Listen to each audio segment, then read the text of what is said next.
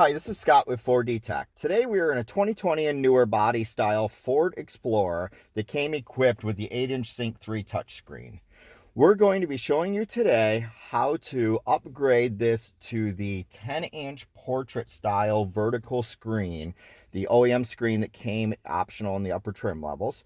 We're going to show you how to install our kit to make this conversion. Our kit comes with all the pieces that you need to make the conversion possible, and also our remote flash programmer that will make the changes to the vehicle that are needed for the screen to be functional. To do this conversion, we'll need some basic tools.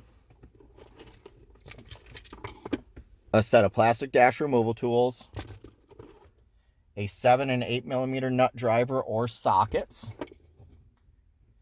and it's also handy to have a small flat blade screwdriver. As well, I have a rag in the vehicle to be able to place down so that dash panels don't rub on things as we're taking stuff apart. So let's get started. First, we need to remove this screen out of the dash along with the upper trim pieces.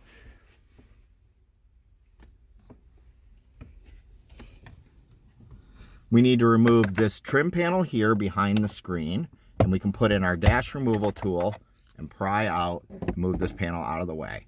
And then we need to remove the 3 8 millimeter screws. There's 2 that are down further in the opening and 1 that's up near the top.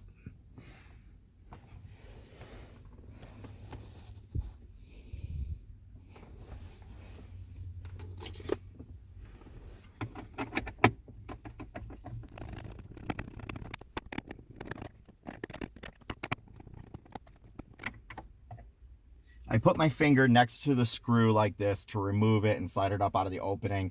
If the screw falls sideways in there, it's fine. It'll come out when you remove the screen. You just want to make sure the tip of the screw isn't still just through the opening, or else you will not be able to pull the screen forward.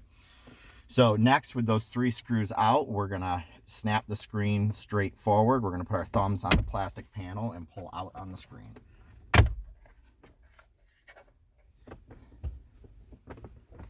We'll put our towel down so that we can flip the screen over and remove this connector off the back.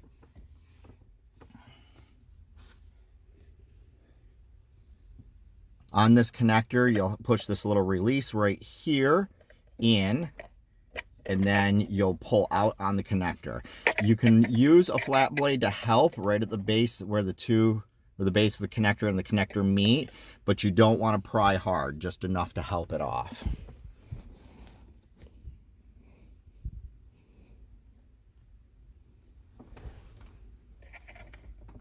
You want to make sure that that clip is pushed in,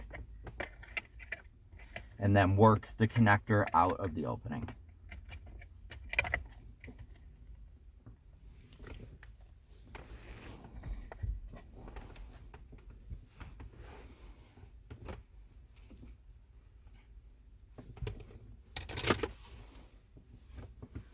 With the screen out of the way, we need to remove this upper trim panel here, which just pulls straight out.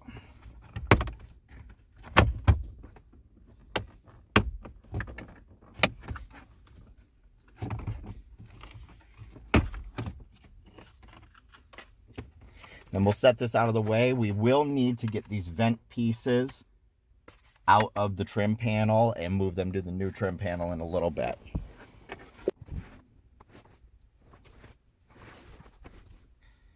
Next, we need to remove this control panel here. This control panel simply pops out of the opening. You can start at like a bottom corner or so and work our way around. Underneath here, the silver slides down and meets a black panel, and you just kind of push up with your fingers on the silver panel and start to pull forward. And then we work our way around to release the clips and pull this forward. Set it down.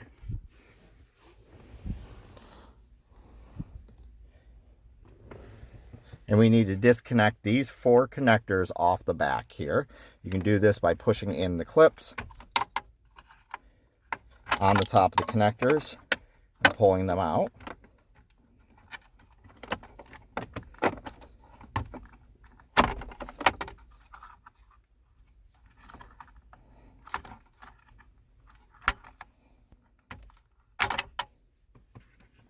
And then set this panel out of the way.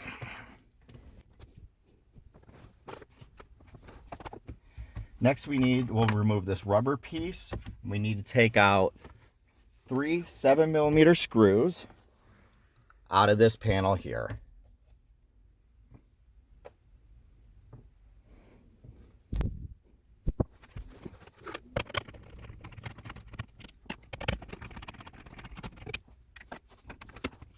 This back screw here is at an angle, so you can just get to it with the angle of this metal bracket here, or you could use a socket wrench on it.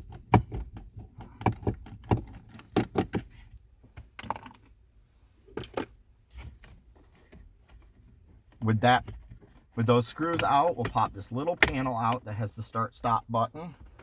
Pull up on this panel a little bit. Neither one of these need to come completely out. And then this panel pulls straight up to unclip, and then there's 2 more clips back here, and we'll slide it out of the way.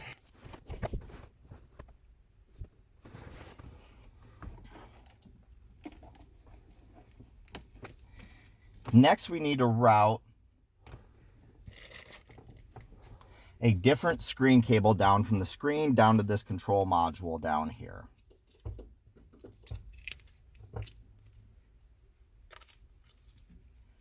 If you are doing a navigation upgrade from us at the same time that you're doing the screen, at this time you would follow the navigation upgrade video while you have this panel off to replace the Sync 3 module with the navigation version.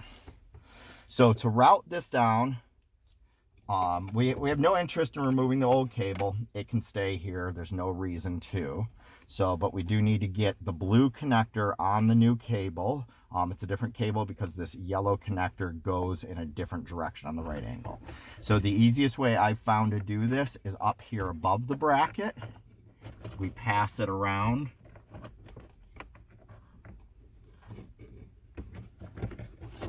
To in front of the vent. Pull what we need through.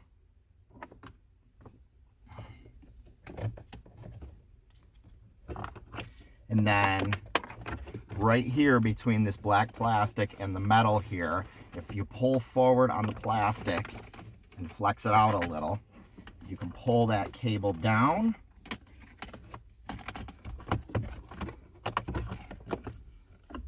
And then pass the blue connector down into this opening here. And out the dash.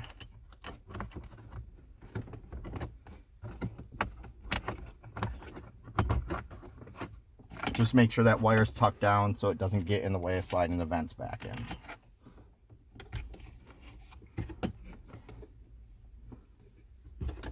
I'm going to get a little bit more of that back. Let's plug into the screen. Next, we need to plug this into the Sync 3 module down here. In order to do that, we need to disconnect this blue plug right here in the middle of the side of the module. It's a blue plug with the metal connector coming out at a right angle.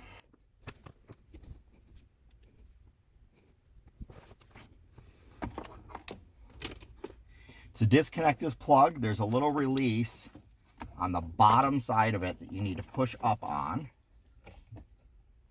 Use our little screwdriver to do that, and then I put my finger on the metal part of the 90-degree and rock the connector out. Then we'll take the connector from the new cable and plug it in. Be absolutely sure that you don't mix these two up and plug the old cable back in, and then the screen won't end up lighting up.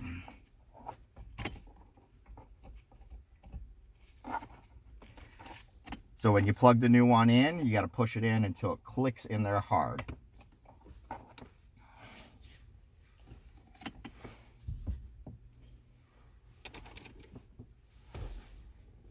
With that cable in, we're going to put the new piece in here that comes with the kit from 4D Tech. This tray has the cutout opening for the portrait style screen to land into. So this goes in reverse of how the other one came out.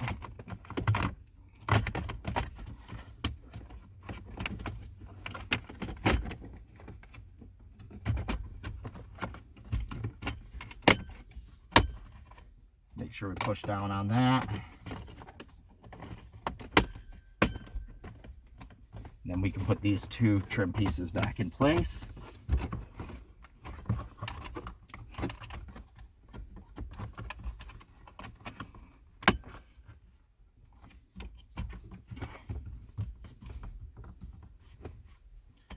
Okay, and then we put the 3 screws back in here that we took out of the other tray earlier.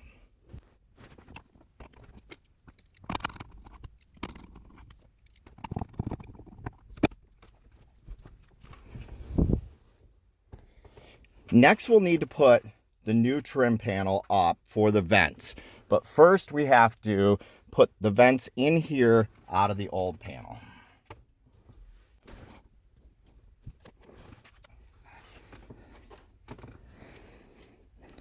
To get the vents out, there's clips down here, down near the base, that you have to pry up on to pop them out.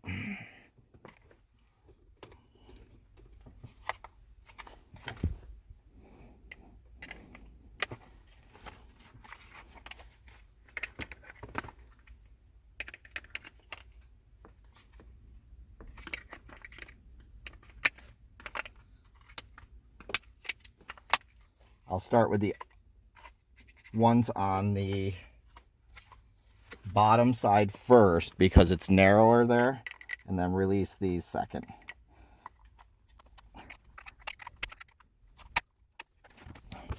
And you can see now that I have one out. It's these clips here.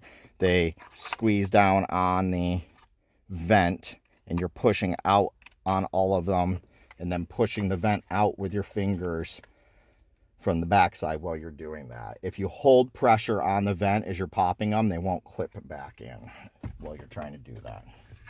And then make sure that on the new panel, you're snapping them back in the same direction.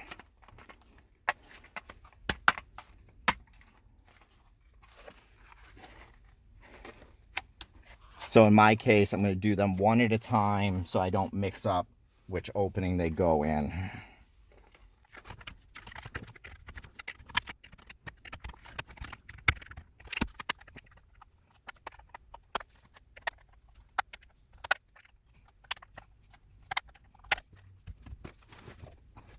Once you have the vents out of the old one, you can set aside the panel as it's no longer needed.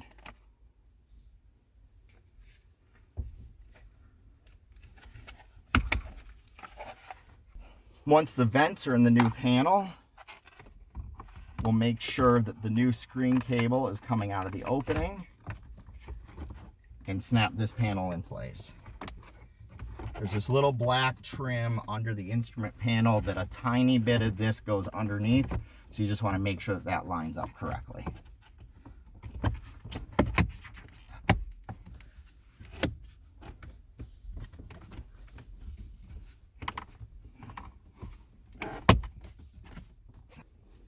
With that back in, we'll replace the heater control panel down here. Make sure you plug all 4 connectors back in.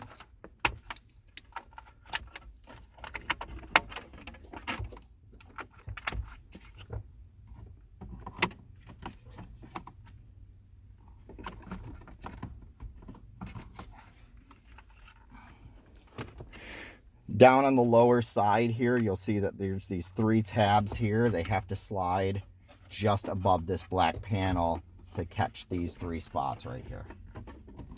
And then you want to make sure that all these clips here are lining up with the clips on the silver trim panel. This may take a few moments to get everything to align.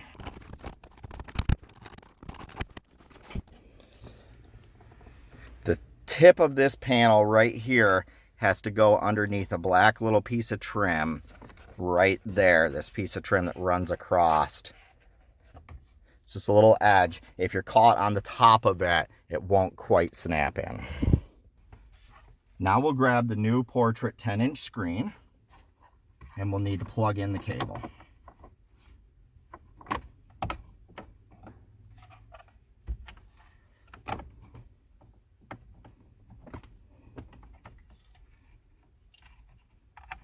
So the 90-degree will face downward.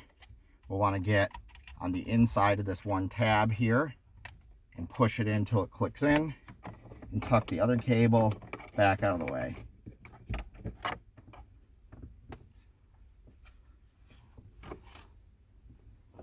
To put the screen in, we press the bottom down first. There's some alignment pins there, and then there's 2 clips on each side here that snap in. Once that's in place, we need to replace the 3 bolts we took out from across the back earlier.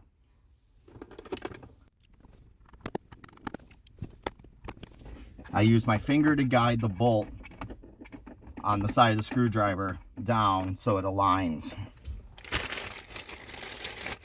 And then the last thing we need to do for reassembly is to take this new trim piece here that came with the kit and snap it back there. This trim piece kind of ramps up and is a little bit taller, so you can't reuse the old one. It won't snap in.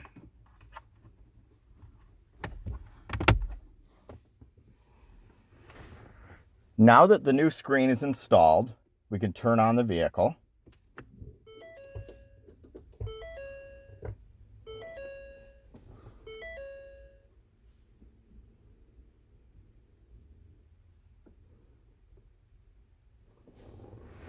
And you'll see when it boots up, it'll still have the old orientation of the screen.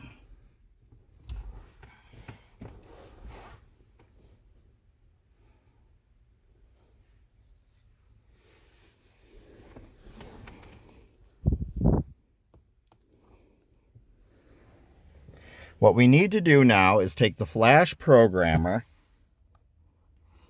and plug it in underneath the dash.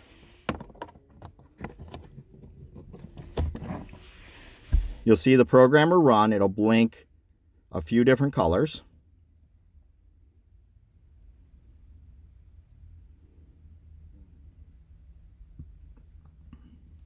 The screen will restart once or twice while it's programming. And then the programmer will turn green. Once the programmer turns green, you can remove it from the diagnostic connector.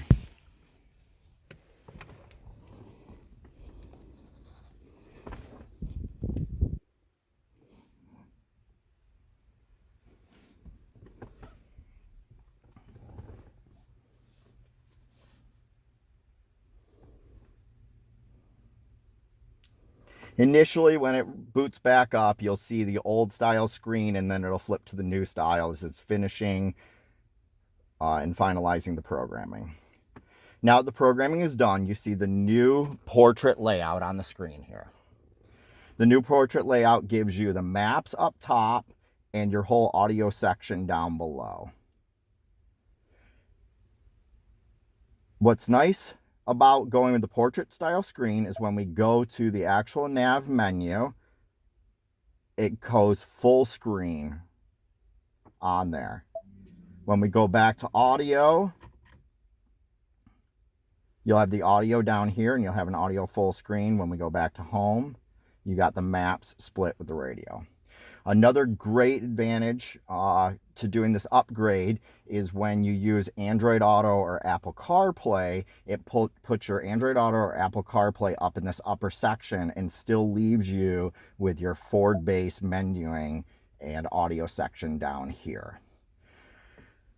If you were to do this upgrade and didn't have the factory nav on the home screen, it'll have a small compass in the middle. But once you're in CarPlay or Android Auto, that menu will take up that space. Now you see how to install the 8-inch to 10.1-inch portrait conversion from 4D Tech for the 2020 and newer Ford Explorer. I'm Scott. Thank you for checking out our video.